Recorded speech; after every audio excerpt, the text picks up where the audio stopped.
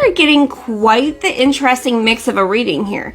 Because on one hand, there's someone who is feeling like their whole world fell apart when you left it. Also, they know they crossed a boundary with you. They crossed the line with you.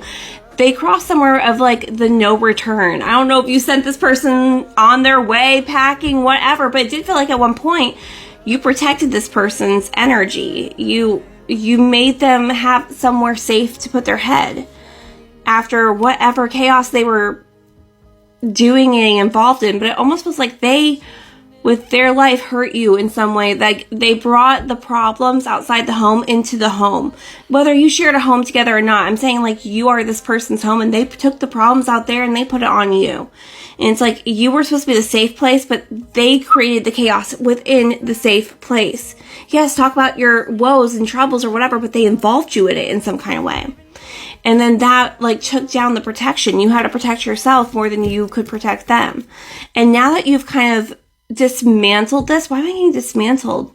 Board by board dismantled this attachment to this person. They're watching you rise as this like Queen of Wands, the magician, creating your own stability, all the love and protection and care that you put into them and put into this connection or into other people too. I feel like you've really taken a step back and been like, what do I want? Boundaries. You want to set healthy boundaries for yourself, and you are setting those healthy boundaries. So even though they miss you and they're watching you, Adidas also might be important. This person wears Adidas. I don't know. A rose, forearm tattoos, rose tattoos. Take it as it resonates. But they're watching you rise up as this Queen of Wands and this new determination for life. You're not someone who will be sacrificed anymore. And we had I'm So Attracted to You in part 1. We're like, okay, well, there's that too. They're watching you and they are turned on by this new energy, like so lustful for this energy that you have. But it feels forbidden. It is a forbidden kind of desire. Okay, they had you. They lost you. You went on your own way. You had to dismantle that relationship. You are this person's world. Hold me. They had to hold me like 3 different times in part 1. Nothing ever felt safe again. Nothing felt safe before you, and nothing ever felt safe again after you. You were the only thing that made them feel like they could completely break down to. But they involved you in whatever they were doing. Beauty. Oh, Beauty and the Beast. Okay, well, that makes sense. Beauty and the Beast. Hell's Bells. Why am I getting Hell's Bells? Oh, that's why. Finality. There was an ending here. And they're hoping for a second chance, taking a gamble on this relationship. If they contacted you, if they told you how they felt, if they were to offer you something, if they were to prove that they have changed their ways or not involved in whatever they were involved in, would you even care?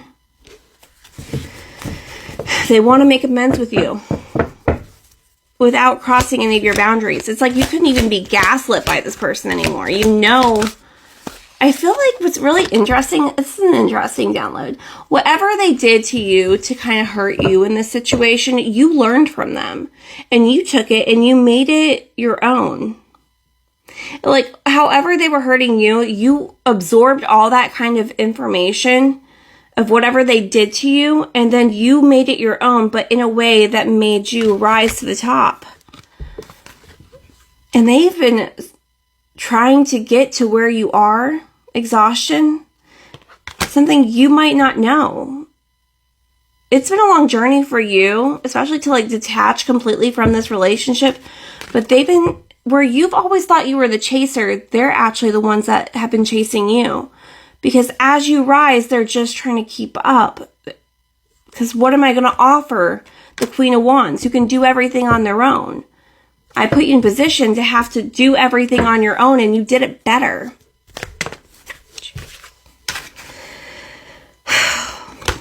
Releasing. We have exhaustion and releasing.